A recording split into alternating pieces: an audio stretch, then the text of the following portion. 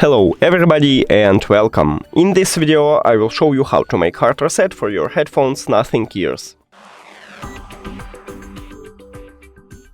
You have to start by press connectional button for at least 10 seconds until you can see that this LED light it start flashing red 3 times.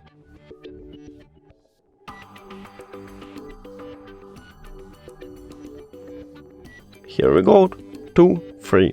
Now close the charging case, click the information icon or settings icon if you have Android, forget this device, forget device. Also if you have Android, click pair new device, and after that open the charging case and press and hold connectional button for at least 3 seconds. Now click on it at the device list, and we did it!